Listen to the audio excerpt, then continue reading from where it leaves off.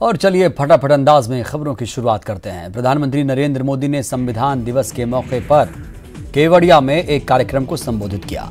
इस दौरान उन्होंने वन नेशन वन इलेक्शन को देश के लिए जरूरी बताया। संविधान दिवस है आज। सीएम भूपेश बघेल ने ट्वीट कर सभी प्रदेशवासियों को संविधान दिवस की बधाई और शुभकामनाएं दी। ग्वालियर में संविधान दिवस पर सेंट्रल लाइब्रेरी में संविधान की मूल प्रति को देखने छात्र पहुंचे। बता दें कि सेंट्रल लाइब्रेरी में 15 अगस्त, 26 जनवरी और संविधान दिवस पर संविधान की मूल प्रति देखने के लिए रखी जाती है। ग्वालियर में भी भारतीय जनता पार्टी ने संविधान दिवस मनाया। बीजेपी के संभागीय कार्यालय मुखर्जी भवन में एक कार्यक्रम आयोजित किया गया, जहां बीजेपी कार्यकर्ताओं ने प्रधानमंत्री का उद्बोधन सुना। हैदराबाद के निकाय चुनाव इस बार काफी दिलचस्प होने वाले हैं। इस चुनाव में प्रचार करने के लिए गृह मंत्री अमित शाह और भारतीय जनता पार्टी के राष्ट्रीय अध्यक्ष जेपी नड्डा हैदराबाद का दौरा करेंगे। बीजेपी नेता देवेंद्र फडणवीस ने हैदराबाद में पार्टी का मैनिफेस्टो जारी किया। मैनिफेस्टो में बीजेपी ने स्थानीय समस्याओं को सुलझाने और हैदराबाद के लोगों को मुफ्त में कोरोना वायरस का टीका देने का वायदा किया। दिल्ली कूच कर रहे किसानों का प्रदर्शन अंबाला पटियाला बॉर्डर पर आक्रामक हो गया। यहां किसानों ने बैरिकेडिंग को उखाड़ फेंका, जिसके बाद किसानों पर पानी की बौछार की गई।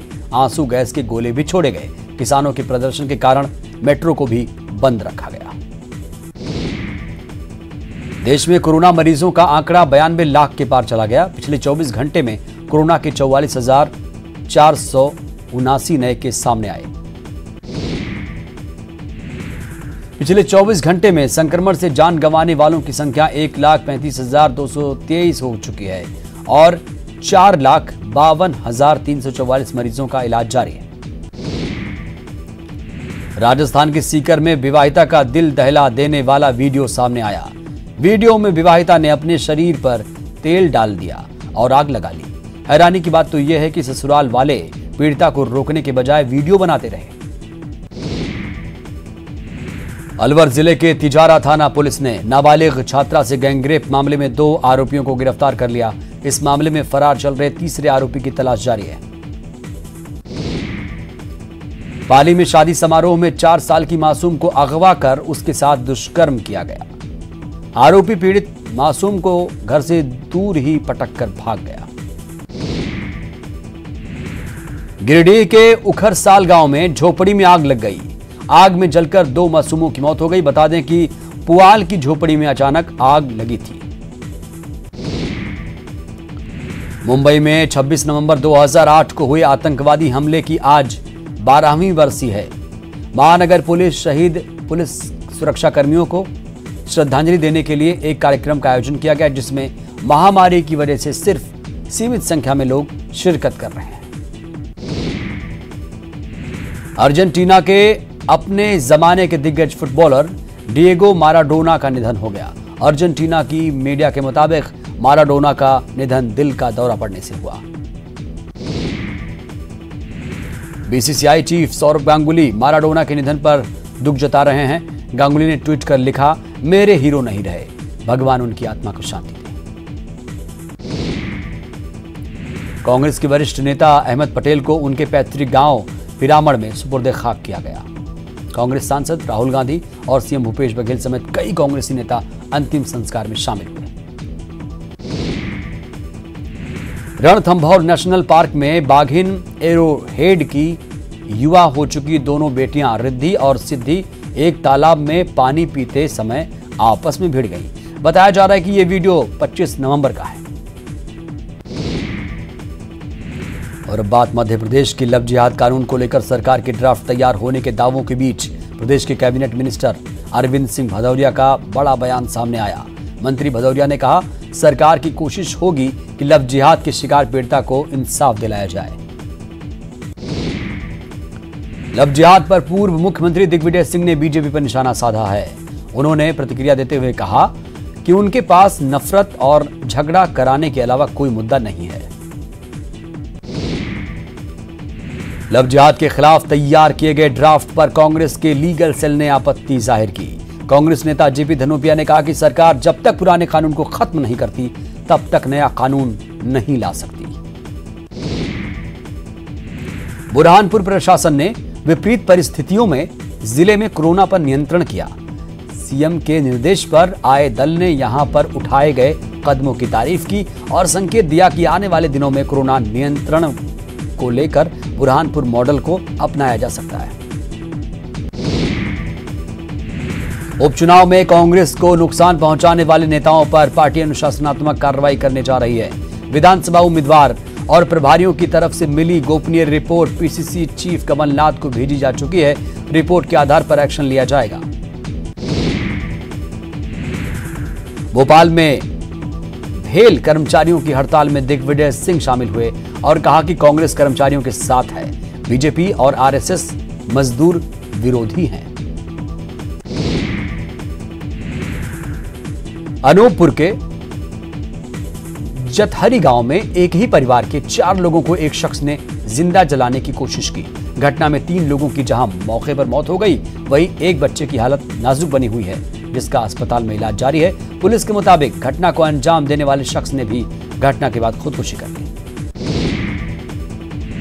रतलाम के औद्योगिक थाने के राजीव नगर में बीती रात एक ही परिवार के 3 लोगों की गोली मारकर हत्या कर आरोपी फरार हो गया। जानकारी के मुताबिक स्टेशन रोड पर हेयर सैलून की दुकान चलाने वाले 50 साल के गोविंद सिंह सोलंकी, उनकी पत्नी शारदा और बेटी दिव्या के शव उनके घर के 2 कमरों में पाए गए। पड़ोसियों ने सुबह मामले की सूचना पुलिस को दी। सूचना मिलते ही फॉरेंसिक एक्सपर्ट और स्निफर डॉग की टीम समेत पुलिस अमला पहुंचा। पुलिस तमाम पहलुओं पर तफ्तीश कर रही है। सतना के नंदा गांव के पास नागौदा उचेहरा मार्ग पर एक सड़क दुर्घटना हुई। अज्ञात वाहनों ने 2 बाइक सवारों को कुचल दिया। इस दुर्घटना में दोनों बाइक सवार युवकों की मौत हो गई।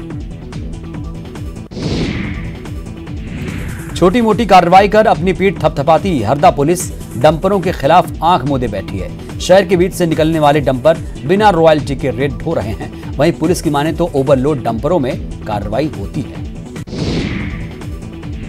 इंदौर में लगातार नगर निगम, जिला प्रशासन और पुलिस का एंटी माफिया अभियान जारी है।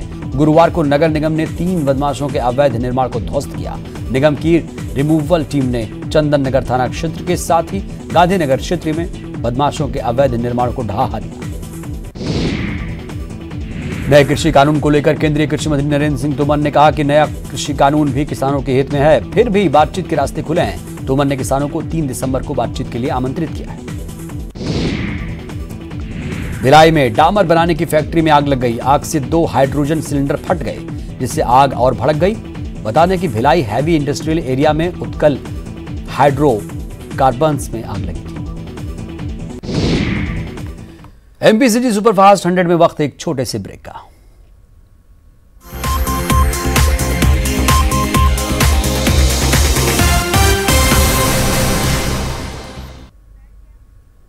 ब्रेक के बाद हाजिर हूं। चलिए फिर से फटाफट अंदाज में खबरों की शुरुआत करते हैं। कांकेर में बाफना क्रेशर प्लांट को बंद कराने की मांग को लेकर ग्रामीणों ने मोर्चा खोल दिया है। हलवा चौकी के कोटेला गांव में सैकड़ों की संख्या में ग्रामीण क्रेशर प्लांट पहुंचे और प्लांट को बंद कराने के लिए नारेबाजी की। बता दें कि अवैध खनन और विस्फोट को लेकर ग्रामीणों में आक्रोश है।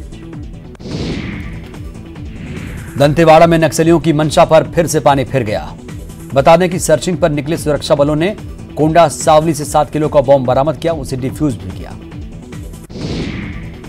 सूरजपुर में पुलिस हिरासत में बिजली विभाग के जूनियर इंजीनियर पूनम कतलम की मौत के आरोपों के बाद जिले के एसपी राजेश कुकरेजा ने जिला सत्र न्यायाधीश को न्यायिक जांच के लिए लेटर लिखा है।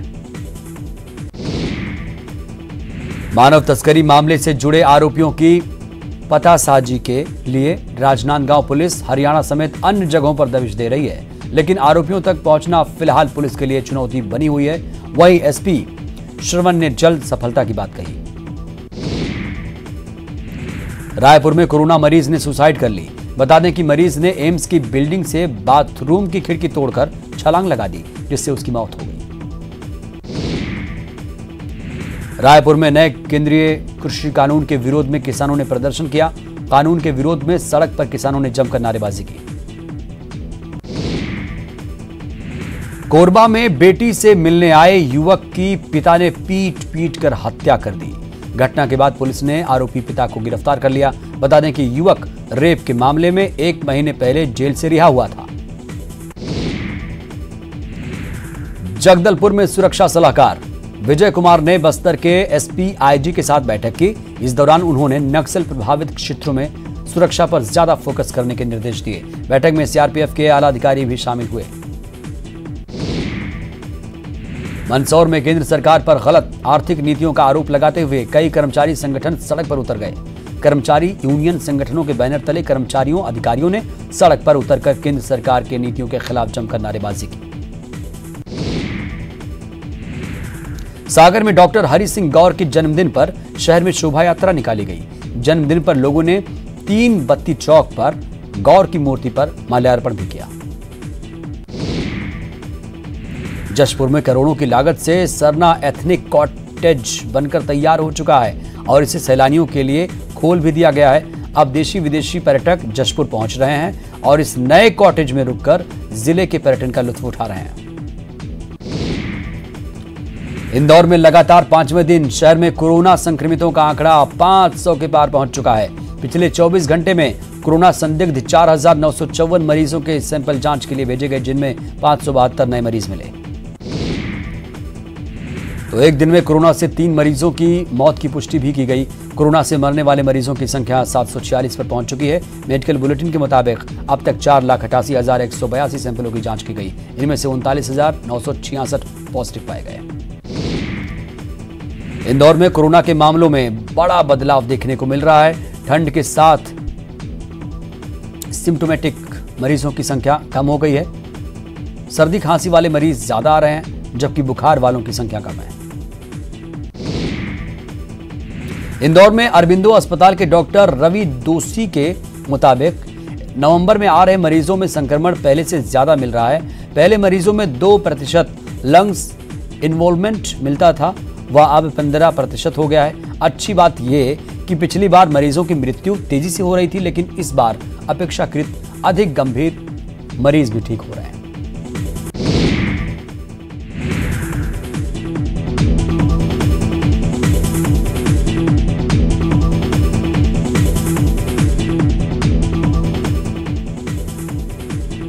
इंदौर में कोरोना काल के बाद फिर से शुरू हुई बसों में सवारियों की कमी है। बसों में सिर्फ 30% सवारी मिल रही है। ऐसे में बस मालिक परेशान है। प्राइम रूट बस ऑनर्स एसोसिएशन के अध्यक्ष गोविंद शर्मा कहते हैं, यदि किराया नहीं बढ़ाया गया तो 1 दिसंबर से अपने आप बसें बंद हो जाएंगी। भारतीय प्रबंधन संस्थान IIM इंदौर में 29 नवंबर को कॉमन एडमिशन टेस्ट कैट आयोजित किया जाएगा। परीक्षा 3 पालियों में सुबह 8:30 से 10:30, दोपहर 12 साढ़े 12 से 2:30 बजे तक और शाम 4:30 से 6:30 बजे तक होगी। कोरोना काल की वजह से स्कूल बंद हैं और ऑनलाइन पढ़ाई जारी है, लेकिन ग्रामीण क्षेत्र में बच्चों के पास हाईटेक मोबाइल नहीं होने के चलते बच्चों का भविष्य खराब ना हो, इसके लिए छतरपुर के गांव में शिक्षकों ने नई पहल शुरू की। वो सोशल डिस्टेंसिंग का पालन करते हुए सौरा गांव में पेड़ के नीचे अपने मोबाइल से पढ़ाई करा रहे हैं। जबलपुर के शहपुरा थाना के भेनौटी के पास एक रोड कंस्ट्रक्शन प्लांट में आग लग गई। देर रात हुए इस हादसे के बाद पाटन, शहपुरा, भेड़ाघाट और जबलपुर की दमकल गाड़ियों ने मौके पर पहुंचकर आग बुझाने की कवायद शुरू की और सुबह करीब 10 बजे आग पर काबू पाया जा सका। कोरबा में कोयला उद्योग में संयुक्त ट्रेड यूनियंस की 12 सूत्रीय मांगों को लेकर 1 दिवसीय देशव्यापी हड़ताल का असर यहां दिखा। यहां SECL की खदानों में श्रमिक संगठनों ने प्रदर्शन किया। कवर्धा में मौसम में बदलाव देखने को मिल रहा है। आसमान में काले बादल छाए हुए हैं, बारिश के भी आसार नजर आ रहे हैं। बदली छाने से मौसम में ठंडक बढ़ गई है। रायपुर की जनता फैक्ट्रियों से निकलने वाले धुएं और काली राख की वजह से परेशान है। ठंड में फैक्ट्रियों से निकलने वाली राख मकानों की छतों पर जम रही है, जिससे लोगों को परेशानी का सामना करना पड़ रहा है। बेमेतरा में सड़क हादसा रुकने का नाम नहीं ले रहा। आज फिर जिला मुख्यालय में बाइक और माजदा की टक्कर में एक युवक की मौत हो गई। बताया जा रहा है कि टक्कर इतनी जबरदस्त थी कि मौके पर युवक की मौत हो गई। तो एमपी सिटी सुपरफास्ट 100 में इतना ही। दीजिए इजाजत, नमस्कार।